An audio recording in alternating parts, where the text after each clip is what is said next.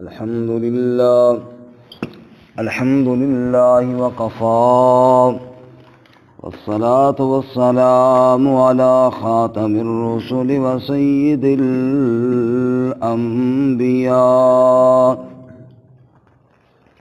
وعلى آله وأصحابه الأتقياء. أما بعد فأعوذ بالله من الشيطان الرجيم.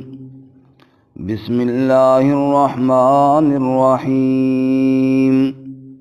يا بني إسرائيل اذكروا نعمتي التي أنعمت عليكم وأني فضلتكم على العالمين. واتقوا يوما لا تجزي نفس عن نفس شيئا ولا يقبل منها شفاعة ولا يؤخذ منها عدل ولا هم ينصرون. یا بنی اسرائیل، اے بنی اسرائیل، اذکروا نعمتی، یاد کرو میری نعمت کو، التی انعمت علیکم، جو میں نے انعام کی تم پر، وانی فضلتکم، اور بے شک میں نے تمہیں فضیلت دی، علی العالمین، تمام جہانوں پر، واتقوا یوما، اور ڈرو اس دن سے، لا تجزی نفس عن نفس شیئا، نہ کام آئے گا کوئی نفس کسی نفس کے کچھ بھی، ولا یقبل منہا شفاعہ، اور نہ قبول کی جائے گی اس سے کوئی سفارش، ولا یؤخذ منہا عدل، اور نہ لیا جائے گا اس سے کوئی بدلہ، ولا هم ینصرون، اور نہ وہ مدد کیے جائیں گے۔ سبحان ربک رب العزت عما یصفون وسلام علی المرسلین والحمد للہ رب العالمین۔ اللہم صل علی محمد وعلی آل محمد کما صلیت علی ابراہیم وعلی آل ابراہیم انک حمید مجید۔ اللہم بارک علی محمد وعلی آل محمد کما بارکت علی ابراہیم وعلی آل ابراہیم انک حمید مجید۔ معزز سامعین، سورۃ البقرہ کا چھٹا رکوع آیت نمبر 47 اور 48 آپ کے سامنے تلاوت کی ہیں۔ اللہ رب العزت ان کے مطابق صحیح بیان کی توفیق عطا فرمائے اور ہمیں قرآن و سنت پر عمل کرنے کی توفیق عطا فرمائے۔ اس سے قبل آپ حضرات نے سنا کہ اللہ رب العزت نے بنی اسرائیل کو دعوت دیتے ہوئے فرمایا، میری نعمتوں کو یاد کرو، میرے وعدے کو پورا کرو، مجھ سے ڈرو، اور جو میں نے نازل کیا اس پر ایمان لاؤ، اور اس کے ساتھ پہلے کفر کرنے والے نہ بنو۔ میری آیات کے بدلے میں دنیاوی تھوڑی قیمت مت حاصل کرو، حق کو باطل کے ساتھ نہ ملاؤ اور حق کو چھپاؤ بھی نہیں۔ نماز قائم کرو، زکوٰۃ ادا کرو، رکوع کرو رکوع کرنے والوں کے ساتھ، اور اللہ سے صبر اور نماز کے ذریعے مدد طلب کرو۔ یہ مختصر دعوت دینے کے بعد اب یہاں سے جو ہمارا آج کا سبق ہے، بنی اسرائیل کو تفصیلی دعوت کا آغاز اللہ تعالیٰ فرما رہے ہیں۔ تفصیلی دعوت یہ ہے کہ اس کی انواع ہیں اور اس کی دعوت کے انداز ہیں۔ مثلا ایک انداز یہ ہے جو ابھی شروع ہو رہا ہے ابتدا سے، کہ بنی اسرائیل کو اللہ تعالیٰ اپنی نعمتیں یاد دلائیں گے۔ اس اگلے پورے رکوع میں اللہ تعالیٰ بنی اسرائیل کو اپنے انعامات یاد دلائیں گے۔ اس سے آگے اگلا انداز ہوگا، اللہ تعالیٰ بنی اسرائیل کے بڑوں کی کمزوریاں، کوتاہیاں اور اللہ کے حکم میں ٹال مٹول اس کو بیان کریں گے کہ تمہارے بڑے یوں کرتے تھے تو ان پہ اللہ کی پکڑ آئی، تم ایسے نہ کرو۔ اس کے بعد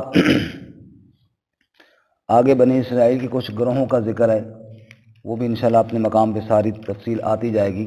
تو یہاں سے تفصیلی دعوت کا آغاز ہے، مختلف انواع پر مشتمل ہے، مختلف انداز ہیں اس میں دعوت کے۔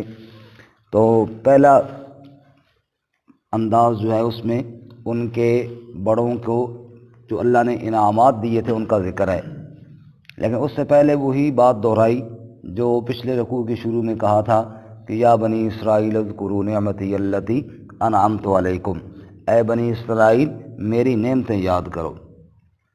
تو پھر بات وہی ہے کہ جب تک بندہ اللہ کی نعمتوں کو یاد کرتا رہے تب تک شکر کا جذبہ پیدا ہوتا رہتا ہے، اور جب بندہ اللہ کی نعمتوں کو یاد کرنا چھوڑ دے تب ناشکری پیدا ہو جاتی ہے۔ اللہ ہمیں شکر ادا کرنے کی توفیق عطا فرمائے۔ شکر بہت بڑی اللہ تعالیٰ کی نعمت ہے۔ ایک حدیث میں ہے جناب رسول اللہ صلی اللہ علیہ وسلم نے ارشاد فرمایا کہ مومن آدمی کا معاملہ بہت اچھا ہے، مومن کے علاوہ اور کسی کو یہ مقام حاصل نہیں ہے۔ اگر اسے کوئی دکھ پہنچتا ہے وہ صبر کرتا ہے، اور یہ صبر اس کے لیے بہت بڑی بہتر چیز ہے، اور اگر اسے کوئی راحت پہنچتی ہے وہ شکر کرتا ہے، اور یہ شکر اس کے لیے بہت اچھی چیز ہے۔ یعنی اہل ایمان کے لیے صبر اور شکر یہ دو اتنے بڑی نعمتیں ہیں۔ اس لیے بعض حضرات نے فرمایا نا کہ صبر آدھا دین صبر ہے اور آدھا شکر ہے، مطلب زندگی گزارنے میں یا انسان کو سکھ ملے گا یا دکھ ملے گا، تو سکھ ملے گا تو شکر کرے، دکھ ملے تو صبر کرے، دونوں اس کے لیے بہتر ہے۔ اللہ ہمیں یہ دولت نصیب فرمائے، آمین ثم آمین۔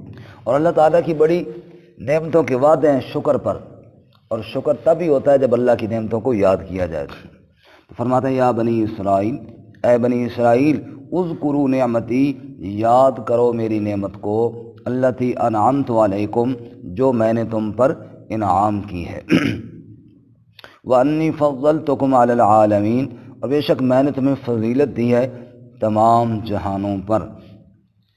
اس پر پہلے بات ہو چکی ہے کہ فضیلت اللہ تعالیٰ نے انبیاء بھی ان میں مبعوث فرمائے اور ان میں بادشاہ بھی بنائے، اور اپنے وقت کے حساب سے بنی اسرائیل ساری امتوں سے افضل تھی۔ جب امت محمد الرسول اللہ صلی اللہ علیہ وسلم آئی تو اللہ نے اعلان فرمایا کنتم خیر امت اخرجت للناس تأمرون بالمعروف وتنہون عن المنکر، اے امت محمد صلی اللہ علیہ وسلم تم سب سے بہترین امت ہو، لوگوں کو بھلائیوں کا حکم دیتے ہو اور برائیوں سے منع فرماتے ہو۔ تو علی العالمین، عالمین جمع عالم کی، عالم جہان کو کہتے ہیں، اور یہ نکلا ہے علم سے۔ علم کہتے ہیں جھنڈے کو، اور جھنڈا علامت اور نشانی ہوتا ہے۔ کسی پارٹی کا جھنڈا وہ بندہ دیکھتا ہے تو فوراً وہ پارٹی ذہن میں آ جاتی ہے، کسی ملک کا جھنڈا دیکھتا ہے تو فوراً وہ ملک ذہن میں آ جاتا ہے۔ تو اس دنیا کو، کائنات کو عالم اس لیے کہتے ہیں کہ یہ کائنات جھنڈا اور علامت ہے اللہ کی قدرت کی۔ جس طرح ایک جھنڈا دیکھو تو پارٹی کی طرف ذہن جاتا ہے، ایسے ہی دنیا کی ہر چیز کو دیکھو تو اللہ کی قدرت کی طرف ذہن جاتا ہے۔ سبحان اللہ۔ ہر گیا ہے کہ الضمیر اوید وحدہ لا شریک گوید، ہر گھاس کا تنکا جو زمین سے سر باہر نکالتا ہے نا وہ اس کی وحدانیت کو بیان کرتا ہوا آتا ہے۔ فرمایا ان البیر، وہ عرب کا ایک دیہاتی کی بات ہے، اس کے پاس اصحاب رسول گئے صلی اللہ علیہ وسلم، اس کو اللہ کی توحید سمجھائی، پھر اس اونٹ چرانے والے نے بڑے خوبصورت انداز میں، جیسے اس کے ذہن میں بات تھی، اونٹ چرانے والا جنگل میں رہتا تھا، اسی انداز میں اس نے بات کی اور بڑی عجیب بات کی۔ کہنے لگا ان البیر لتدل علی البعیر وآثار الاقدام علی المسیر، کہنے لگا کہ جب میرے اونٹ گم ہو جاتے ہیں اور میں ان کو تلاش کرنے کے لیے جنگل میں نکلتا ہوں، مجھے اونٹ نظر نہ آئے لیکن ان کی لید، ان کا گوبر وہ مجھے نظر آ جائے، اس گوبر کو دیکھ کر مجھے پتہ چل جاتا ہے کہ اونٹ ادھر ہی گیا ہے، حالانکہ میں نے اونٹ نہیں دیکھا، میں نے تو گوبر دیکھا ہے، لیکن اس کو دیکھ کر پتہ کس کا چل گیا؟ اونٹ کا۔ وآثار الاقدام علی المسیر، اور اگر جنگل میں جاؤں اور مجھے کسی کے پاؤں کا کھرا اور نشان نظر آ جائے تو مجھے پتہ چل جاتا ہے بندہ ادھر ہی گیا ہے، حالانکہ میں نے بندہ کو نہیں دیکھا، میں نے کیا دیکھا؟ ایک زمین کے اوپر صرف جوتی کا نشان دیکھا ہے، اس سے اندازہ ہو گیا بندہ ادھر ہی گیا ہے۔ کہنے لگا لید دیکھو تو اونٹ کا پتہ چلتا ہے، اور زمین پر کھرا اور نشان دیکھو تو پورے انسان کا پتہ چلتا ہے۔ فالسماء ذات الابراج والارض ذات الفجاج کیف لا تدل علی اللطیف الخبیر۔ تو اتنے آسمان، اس کے اندر یہ چمکتے دمکتے سورج چاند ستارے، پھر یہ زمین، اس کے اندر یہ کھائیاں اور ندی نالے، یہ لہلہاتے کھیت، اور یہ سرسبز و شاداب باغ، اور یہ زمین کی آبشاریں، اور یہ اس میں چہکتے ہوئے پرندے، اور یہ پوری کائنات کا نظام، یہ اتنا کچھ دیکھنے کے بعد رب کی قدرت کا کیوں نہیں پتہ چلتا؟ اس کو کہتے ہیں عالم۔ عالم اللہ کی قدرت کی نشانیاں، تجلی تیری ذات کی سو بسو ہے، جدھر دیکھتا ہوں ادھر تو ہی تو ہے، جدھر دیکھو اللہ کی وحدانیت کی نشانیاں موجود ہیں، تو اس لیے اس کو عالم کہتے ہیں۔ الحمدللہ رب العالمین۔ آگے اللہ تعالیٰ نے ان کو فرمایا بنی اسرائیل سے کہ تم ڈرو اس دن سے جو قیامت کا دن ہے، اور اس دن کوئی کسی کے کام نہیں آئے گا۔ دیکھو جی، دنیا میں جو انسان پھنس جائے نا، جس کو پولیس گرفتار کرے، اس کی رہائی کی 4 صورتیں ہیں۔ کتنی صورتیں ہیں؟ 4۔ پہلی صورت یہ ہے، پولیس نے مجرم کو گرفتار کیا، پکڑا گیا کوئی جرم کرتے ہوئے، گرفتار کر کے لے گئے، صبح پتہ چلا یار اس کو ہم نے پکڑا ہے نا، یہ تو بڑے وزیر کا بیٹا ہے، تو اس وجہ سے اس کو خود ہی وہ چھوڑ دیتے ہیں، ڈر کے مارے کہیں ہمارے سر کوئی معاملہ نہ پڑ جائے۔ اس وزیر جو اس کا باپ تھا، اس کی ذات اس مجرم کی ذات کو کام آ جاتی ہے، اس کے ساتھ رشتہ داری، اس کے ساتھ تعلق، یہ کام آ جاتا ہے۔ اللہ نے فرمایا وَاتَّقُوا يَوْمًا لَا تَجْزِي نَفْسٌ عَن نَفْسٍ شَيْئًا۔ اس دن سے ڈرو جس دن کسی کی ذات کسی کے کچھ بھی کام نہیں آئے گی۔ کہ جناب یہ فلانے کا رشتہ دار ہے لہذا اس کو چھوڑ دو، یہ بات نہیں ہوگی۔ یہ بات جب اللہ کی پکڑ آ جائے پھر کوئی رشتہ داریاں تو کام آتی ہی نہیں ہیں۔ کیا آتی ہیں؟ نوح علیہ السلام کے بیٹے کو اللہ نے پکڑا تو اللہ تعالیٰ نے چھوڑا اس کو؟ نہیں۔ حالانکہ نوح علیہ السلام نے سفارش بھی کی۔ ذرا آپ نکالیں سورہ ہود، نکالیں 12واں سپارہ، سورہ ہود 12واں سپارہ نکالیں کہ کس طرح، صفحہ نمبر ہے 205، صفحہ نمبر 205 آیت نمبر 45۔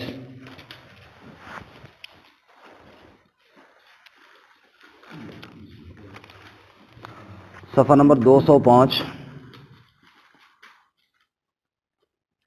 بلکہ آیت نمبر 42 سے دیکھیں، شروع اس لائن پہلی لائن سے دیکھیں، آیت نمبر 42، صفحہ نمبر 205 آیت نمبر 42۔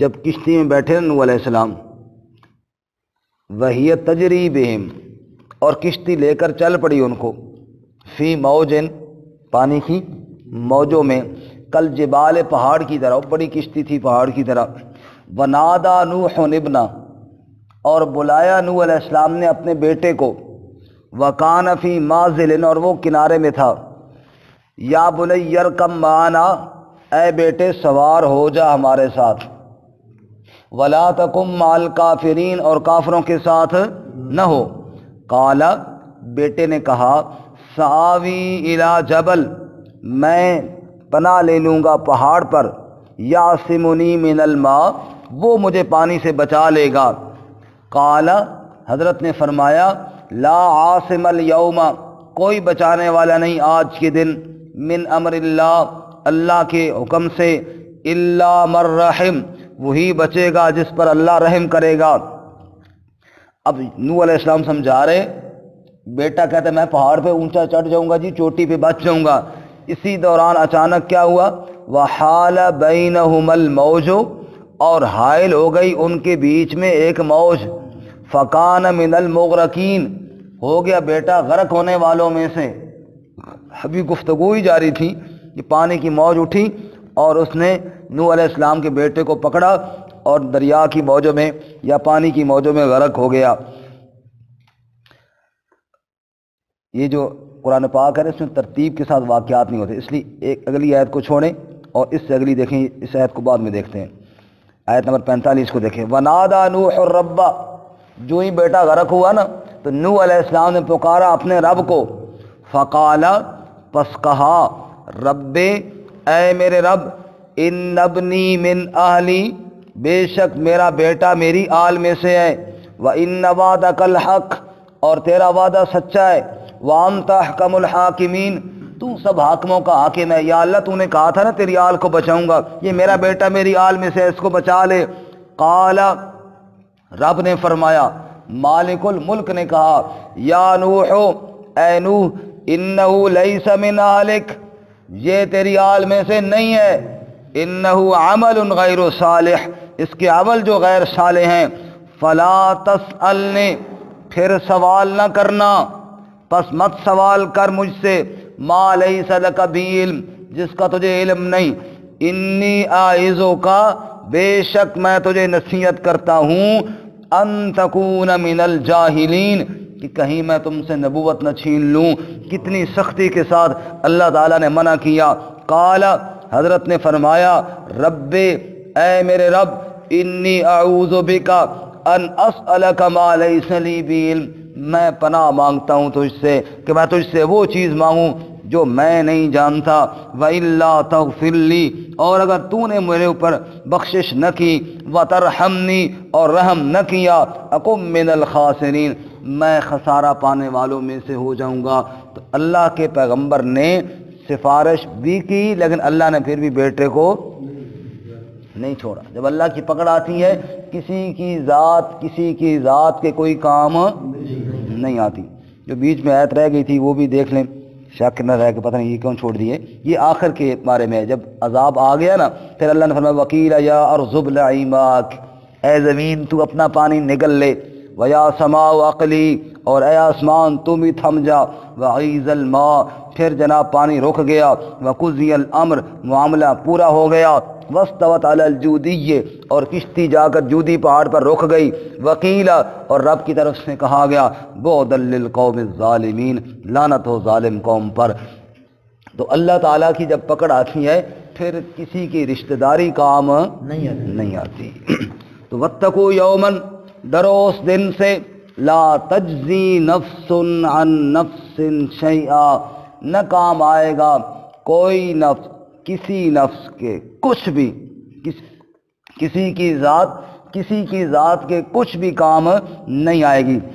پہلا طریقہ یہ ہوتا ہے کہ مجرم کا رشتہ دار کوئی بڑا اچھے عہدے والا ہو اور اس کی رشتہ داری کی وجہ سے مجرم کو بری کر دیا جائے، فرمایا دن قیامت کے یا جب بھی اللہ کی پکڑ آئے گی تو یہ رشتہ داریاں کام نہیں آئیں گی۔ اس سے معلوم ہوا کہ صرف جناب کہنا کہ جناب میں سید ہوں، شاہ سید سین نو سلام، تو جو مرضی سید اوری کر دے رہا ہوں، یہ کام نہیں ہے کہ رشتہ داریاں صرف کام نہیں آئیں گی۔ یہاں تو نوح علیہ السلام کا سگا بیٹا ہے، وہ سید نہیں تھا، پیغمبر کا بیٹا تھا نا جی، سگا بیٹا، یہاں تو بیچ میں دوسرا واسطہ ہی کوئی نہیں ہے، لیکن رشتہ داری کام نہیں آئی۔ یہ نسل در نسل صدیاں گزر گئیں، ہاں اس میں کوئی شک نہیں، اگر سید نبی پاک کا غلام بھی ہو تو اس کی جوتیاں ہمارے سروں کا تاج ہے، پھر تو بڑی شان والا ہے نا، یہ نسبت بہت بڑی نسبت ہے، کوئی معمولی نہیں۔ لیکن اگر وہ نبی پاک کی طرز زندگی کو اختیار نہ کرے، صرف کہے کہ میں رشتہ دار ہوں اور بس اس لیے جناب میرے لیے کامیابی ہے، یہ قانون اللہ کا نہیں ہے، یہ اللہ کا قانون نہیں ہے۔ اس نے فرمایا کسی کی ذات کام نہیں آئے گی۔ دوسرا طریقہ جی، اگر کوئی مجرم پکڑا جائے نا دنیا میں، دوسرا طریقہ یہ ہوتا ہے کہ مجرم پکڑا گیا ہے تو وہ رشتہ دار تو کسی کا نہیں، لیکن کوئی وڈیرا اس کی سفارش کر دے۔ ہمارے ہاں بھی یہ عموماً چلتا ہے کہ جناب کسی بڑے MNA کے پاس چلے گئے، کسی اور بڑے وزیر کے پاس چلے گئے، جی مہربانی کرو جی سفارش کرو، وہ فون کر دے تو بس بات بن جاتی ہے، اور واقعی بن بھی جاتی ہے۔ کسی وڈیرے سے کال کروا دی، مجرم بری ہو گیا۔ اللہ تعالیٰ نے دوسری طریقے کی نفی فرمائی، فرمایا وَلَا يُقْبَلُ مِنْهَا شَفَاعَةٌ، اور نہ قبول کی جائے گی سفارش۔ سفارش ہے وہ جو سفارش ہے نا وہ بِإِذْنِ ہے۔ سفارش کی دو قسمیں، ایک شفاعت قہریہ، شفاعت قاریہ یہ ہے کہ میں نے ایک بندے کو پکڑا ہے اور میں اس کو چھوڑنا نہیں چاہتا، نہیں بالکل میرا دل نہیں ہے، لیکن قاضی صاحب کہیں جی چھوڑو، اب میں کہوں قاضی صاحب سے مجبور ہو کر، دل بالکل بھی نہیں چاہتا لیکن مجبور ہو کر میں کیا کروں، چھوڑ. یہ ہے شفاعت قاریہ. اللہ کسی سے مجبور نہیں ہوتا، اللہ کسی سے مجبور نہیں ہوتا کہ اللہ کسی کو پکڑے اور اللہ چاہے کہ اس کو عذاب دینا ہے اور کوئی کہے نہیں چھوڑ دے، پھر اللہ تعالیٰ مجبور ہو کے چھوڑ دے، نعوذ باللہ. یہ بات کوئی نہیں ہے. اللہ جس کو پکڑے گا اس کو اللہ چھوڑے گا تو اپنی مرضی سے چھوڑے گا. بے شک وہ جو شفاعت باذنی ہے نا، من ذا الذی یشفع عندہ الا باذنی، وہ یہ ہے کہ ایک بندے کے اندر شرک بھی نہیں، کیونکہ شرک اللہ نے معاف نہیں کرنا. بے شک پیغمبر نے سفارش کی ہے نا تو اللہ نے چھوڑا نہیں چھوڑا. شرک جس کو اندر ہوگا اللہ نہیں چھوڑے گا، شرک اللہ نے معاف نہیں کرنا. حقوق العباد بھی نہیں معاف کرنے، جو کسی کا حق ہے وہ دلوایا جائے گا، جیسے کہ صحیح حدیث میں آتا ہے. باقی اللہ کے جو اپنے حقوق ہیں عبادات میں، ان میں کوئی کمی بیشی ہو جائے گی، اللہ کہیں گے یہ میرا بندہ توبہ استغفار بھی کرتا رہا ہے، کوشش بھی کرتا رہا ہے، پھر بھی اس سے کمی بیشی رہ گئی ہے، اب اللہ چاہیں گے کہ میں اس کو بخش دوں. اللہ اس کو بخشنا چاہیں گے. اب اس کو بخشنا بھی ہے، وہ جو انبیاء یا مقربین ہیں ان کی عزت افزائی بھی اللہ نے کرنی ہے. اللہ ان کو اذن دیں گے، اجازت دیں گے، تم اس کے بارے میں سفارش کرو تاکہ میں ان کو بخش دوں. اب سمجھ آئی بات؟ اللہ نے اس کو بخشنا بھی ہے، انبیاء کو عزت بھی دینی ہے، انبیاء ہیں یا حفاظ ہے یا جس کی بھی سفارش ہے، اللہ نے اس کو عزت بھی دینی ہے اور اس کو بخشنا بھی ہے.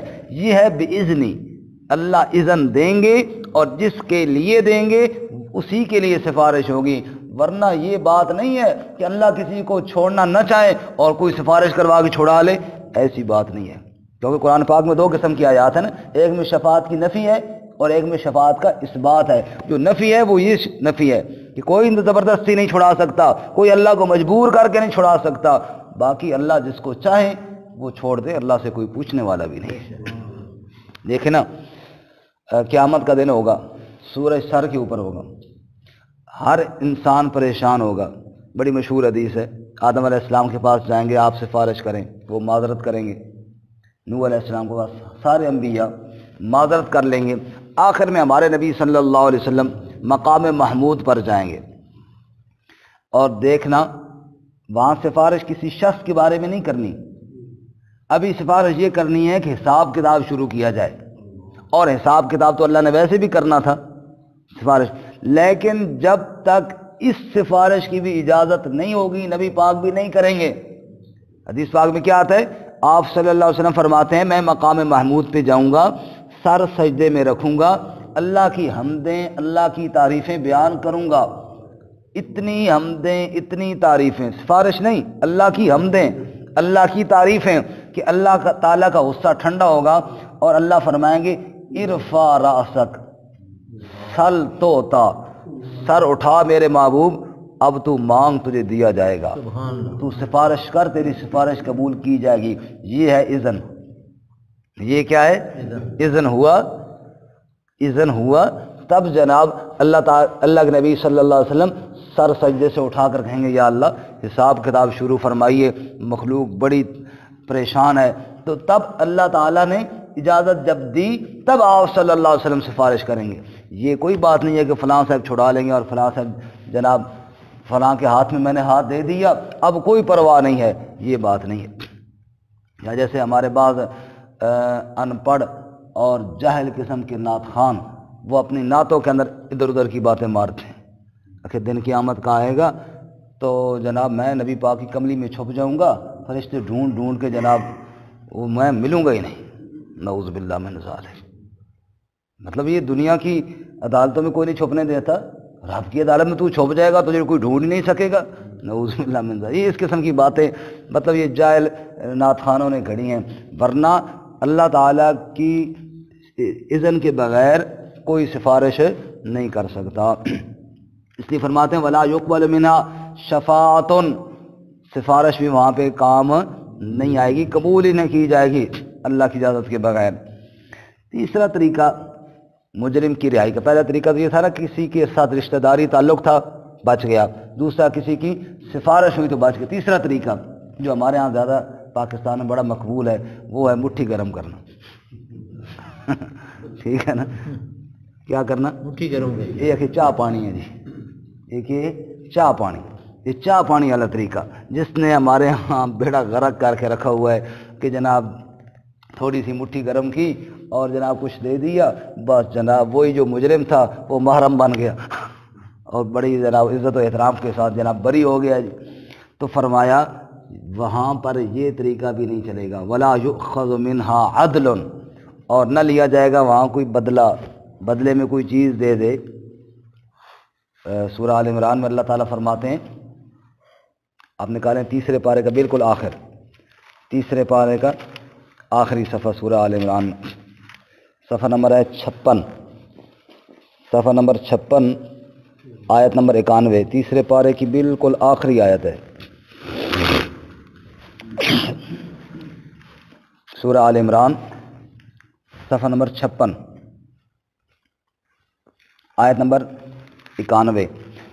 ان الذین کفروا، بے شک وہ لوگ جنہوں نے کفر کیا، وماتوا وہم کفار، اور مر گئے اس حال میں کہ وہ کافر ہی تھے. اللہ تعالیٰ ہماری حفاظت فرمائے، اللہ ایمان والی موت نصیب فرمائے. لیکن فرمایا اگر کوئی کفر پر مر گیا تو فلن یقبل من احدہم، ہرگز قبول نہ کیا جائے گا ان میں کسی ایک سے بھی، ملء الارض ذہبا، ساری زمین کا سونے سے بھر جانا. ملء الارض ذہبا، ذہب کہتے ہیں سونے کو، اور ملء الارض زمین کا بھر جانا. یہ ساری زمین سونے سے بھر دی جائے، اتنا بڑا سونا کوئی رشوت دینا چاہے تو قبول نہیں ہوگی جی. ولا افتدا بھی، اگرچہ کوئی بدلے میں دینا چاہے نہیں قبول کیا جائے گا. بلکہ اولئک لہم عذاب علیم، ان کے لیے دردناک عذاب ہوگا. وما لہم من ناصرین، اور کوئی مددگار نہیں ہوگا. تو اللہ تعالیٰ فرماتے ہیں ولا یؤخذ منها عدل، وہاں ہوگا ہی کسی کے پاس کچھ نہیں. لیکن اگر ہو بھی صحیح، پوری زمین سونے سے بھر بھی دی جائے، اتنا بڑا مال بھی کوئی رشوت کے طور پہ دینا چاہے تو وہاں قبول نہیں کیا جائے گا. اور چوتھا طریقہ یہ ہوتا ہے جی کسی کی مجرم کی رہائی کا، کہ اس کی پارٹی بڑی مضبوط ہو اور وہ احتجاج وغیرہ کریں اور شور شرابہ کریں، حکومت تنگ ہو جائے کہ جناب اب یہ تو بڑا معاملہ خراب ہو گیا، پورے ملک میں آگ لگ گئی ہے تو اس لیے اس کو چھوڑنا ہی پڑے گا. ہوتا ہے نا ایسے بھی کہ جناب وہ بندہ گرفتار ہو گیا، پارٹی والوں نے جلوس نکالے، شور شرابے کیے، ہلہ بول دیا، تھانے پہ حملہ کر دیا، پولیس والوں کو پکڑ لیا، اور جناب ایسے حالات ہو گئے کہ وہ مجبور ہو جاتے ہیں چھوڑنے پر.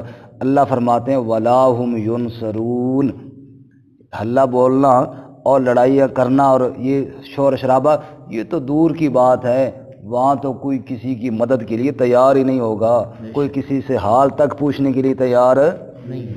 یوم یفر المرء من اخی و امہ و ابی و صاحبتی، و اس دن تو بھائی بھائی سے بھاگ رہا ہے، بیٹا ماں باپ سے، ماں باپ بیٹے سے، کوئی کسی کو حال تک پوچھے گا نہیں. کیوں؟ لکل امرئ منہم یومئذ شأن یغنی، اس لیے ہر ایک کی اپنی ایسی حالت بنی ہوئی ہوگی کہ دوسرے کی پرواہ ہی نہیں رہے گی. اللہ، آپ نکالیں ذرا 29واں پارہ نکالیں، آخری دفعہ دیکھتے ہیں 29واں پارہ نکالیں. سورت کا نام ہے سورۃ الحاقہ، آیت نمبر ہے صفحہ نمبر ہے 514، صفحہ نمبر 514 آیت نمبر 25، سورۃ الحاقہ. سورت کا نام ہے سورۃ الحاقہ، آیت نمبر 25. دن قیامت کے یہ ساری چیزیں جو ہے نا، سارے رشتے سب باتیں ختم ہو جائیں گی. فرمایا وَأَمَّا مَنْ أُوتِيَ كِتَابَهُ بِشِمَالِهِ، اور بہرحال وہ شخص جس کو اس کی کتاب اعمال نامہ الٹے ہاتھ میں دیا گیا، فَيَقُولُ، پس وہ کہے گا، یا لیتنی، ہائے افسوس، ہائے ہلاکت میری، لم اوت کتابیہ، مجھے یہ کتاب نہ دی جاتی، مجھے اعمال نامہ نہ دیا جاتا، ولم ادر ما حسابیہ، اور نہ جانتا میں کہ حساب کیا ہے، یعنی کاش مجھے حساب نہ دینا ہوتا. یا لیتہا، ہائے افسوس، کانت القاضیہ، موت آ جائے، قاضی فیصلہ ہو جائے یعنی موت آ جائے میں مر جاؤں تو اچھا ہے۔ ما اغنا عنی مالیہ، نہ کام آیا مجھ سے میرا مال، اور رشوت نہیں چلے گی۔ ما اغنا عنی مال، دنیا میں پھنس جاتا تھا مال دے کر چھوٹ جاتا تھا، یہاں تو میرا مال میرے کام کوئی نہ آیا۔ ہلک عنی سلطانیہ، میری سلطنت بھی ختم ہو گئی، میری کرسی بھی ختم ہو گئی، وہ جو میرا تعلق تھا 4 بندے میرے ساتھ تھے وہ بھی مجھ سے چلے گئے، آج میری سلطنت بھی کوئی نہیں، میرا جاننے والا بھی کوئی نہیں، گویا کہ میں تنہا رہ گیا ہوں۔ ابھی یہ شور ہی کر رہا ہوگا افسوس کے ساتھ کہ حکم باری ہوگا، خذوہ، پکڑو اس کو، فغلوہ، جکڑو اس کو، ثم الجحیم صلو، پھر دوزخ کے اندر اس کو ڈال دو، ثم فی سلسلۃ ذرعها 70 ذراعا، پھر ایسے زنجیروں میں جکڑو جن کی لمبائی 70 گز ہے، فسلکوہ، ان کے اندر اس کو جکڑ دو، انہ کان لا یؤمن باللہ العظیم، یہ وہ بد نصیب ہے جو ایمان نہیں رکھتا تھا اللہ کی عظمت کے ساتھ، اللہ کی عظمت اس کے دل میں کوئی نہیں، ولا یحض علی طعام المسکین، اور کبھی اس نے مسکین کے کھانے پر ترغیب کوئی نہ دی۔ فلیس لہ اليوم ہاہنا حمیم، پس نہیں ہوگا اس کے لیے آج کے دن یہاں پر کوئی گہرا دوست، ولا طعام الا من غسلین، اور نہ کوئی اور کھانا سوائے پیپ کے، لا یأکلہ الا الخاطئون، یہ خطا کاروں کا کھانا ہے وہی اس کو کھائیں گے، تو وہاں پہ مال بھی کام نہیں آئے گا نہ کوئی تعلق کام آئے گا۔ ایک ورق آگے الٹائیں سورۃ المعارج میں، یہ بالکل پہلے صفحے پہ دیکھیں، پہلی لائن پہ دیکھیں، آیت نمبر 5 ختم ہو رہی ہے، 6 شروع ہو رہی ہے۔ انہم یرونہ بعیدا، اللہ فرماتے ہیں اور لوگو تم تو قیامت کو بہت دور دیکھتے ہو، بہت دور سمجھتے ہو، وَنَرَاهُ قَرِيبًا، اور ہم تو اس کو بہت قریب دیکھ رہے ہیں، یوم تکون السماء کالمہل، جس دن آسمان تلچھٹ تیل کی طرح ہو جائے گا، رنگ بدل دے گا، وَتَكُونُ الْجِبَالُ كَالْعِهْنِ، اور پہاڑ روئی کے گالوں کی طرح اڑتے ہوں گے، اور حالت کیا ہوگی، وَلَا يَسْأَلُ حَمِيمٌ حَمِيمًا، کوئی گہرا دوست کسی گہرے دوست سے حال تک نہ پوچھے گا، چھڑانا جا کر تو دور کی بات ہے نا، کوئی کسی سے حال تک، یبصرونہم، یہ نہیں کہ دیکھے گا نہیں، یبصرونہم، ایک دوسرے کو دیکھتے بھی ہوں گے، یود المجرم، مجرم یہ تمنا کرے گا، آرزو کرے گا، لو یفتدی، کاش کے فدیے میں دے دے، بدلے میں دے دے، من عذاب یومئذ، اس دن کے عذاب سے، کس چیز کو بدلے میں دے، بے بنی ہے، اپنے بچوں کو، اپنے بچوں کو، کہے گا یا اللہ میرے بچوں کو دوزخ میں ڈال، مجھے چھوڑ، میں بچہ ہوں، بچے جلے مجھے کوئی پرواہ نہیں ہے، وصاحبتہ، اور فدیے میں دے گا، بدلے میں دے گا اپنی بیوی کو، واخیہ، اور اپنے بھائیوں کو، وفصیلتہ التی تؤوی، اور اپنے اس کنبے قبیلے کو جس پر بڑا ٹھکانہ تھا، اس کو بڑا نازنا، اس کو، میرا سارا کنبہ ڈال دوزخ میں یا اللہ، میرے بیوی کو ڈال، میرے بھائیوں کو ڈال، میرے بچوں کو ڈال، کوئی پرواہ نہیں، نہیں، ومن فی الارض جمیعا، جو زمین میں ہے سب کو یا اللہ دوزخ میں ڈال، ثم ینجی، بس مجھے نجات دے دے، میں بچہ ہوں، باقی کسی کی کوئی پرواہ نہیں۔ جواب آئے گا کلا، ایسا ہرگز نہیں ہوگا، انہا لظی نزاعۃ للشویٰ، وہ دوزخ کی بھڑکتی ہوئی آگ ہے، کلیجے کو جلا ڈالے گی، بھون ڈالے گی، تدعو من ادبر وتولی، بلائے گی جس نے پیٹھ دی اور بھاگا، جو بھاگنا چاہا جس نے منہ موڑا، دوزخ کی آگ اس کو آواز دے کر بلائے گی کہاں جا رہا ہے، وجمع فاوا، جو جمع کرتا رہا اور اسی چکر میں لگا رہا، آج دوزخ اس کو بلا بلا کے جلائے گی، اللہ تعالیٰ ہماری حفاظت فرمائے۔ تو وہاں پر یہ رشتہ داریاں، یہ تعلق داریاں سب ختم ہو جائیں گے۔ تو ابتدا میں انعامات یاد دلانے سے پہلے اللہ تعالیٰ نے بنی اسرائیل سے کہا تم کن چکروں میں پڑے ہو، دنیا کے، تو گویا کہ صرف ان سے تو نہیں کہا نا، ہمیں بھی اللہ تعالیٰ فرما رہے ہیں کہ کن چکروں میں پڑے ہو، تم کیا کر رہے ہو؟ اس دن سے ڈرو جس دن نہ تو کوئی رشتہ داری کام آئے گی، نہ کسی کی سفارش کام آئے گی، نہ کوئی بدلہ دیا جائے گا اور نہ کوئی مدد کرے گا، بس تو اکیلا ہوگا، تو نے رب کے سامنے پیش ہونا ہوگا۔ یہی تیری دنیا کی زندگی جو تو نے گزاری ہے، اسی کے مطابق فیصلہ ہوگا۔ اگر تو نے اچھی گزاری ہے تو کامیاب ہو جائے گا، اگر تو نے یہ دنیا کی زندگی غلط گزاری ہے تو ناکام ہو جائے گا۔ اللہ ہمیں آخرت کی فکر کی توفیق عطا فرمائے۔ آمین۔ ترجمہ دوبارہ سنیں۔ یا بنی اسرائیل، اے بنی اسرائیل، اذکروا نعمتی اللتی انعمت علیکم، یاد کرو میری نعمت کو جو میں نے تم پر انعام کی، وانی فضلتکم علی العالمین، اور بے شک میں نے تمہیں فضیلت دی تمام جہانوں پر، واتقوا یوما، اور ڈرو اس دن سے، لا تجزی نفس عن نفس شیئا، نہ کام آئے گا کوئی نفس کسی نفس کے کچھ بھی، ولا یقبل منہا شفاعہ، اور قبول نہ کی جائے گی اس سے سفارش، ولا یؤخذ منہا عدل، اور لیا نہ جائے گا کوئی بدلہ، ولا هم ینصرون، اور نہ وہ مدد کیے جائیں گے۔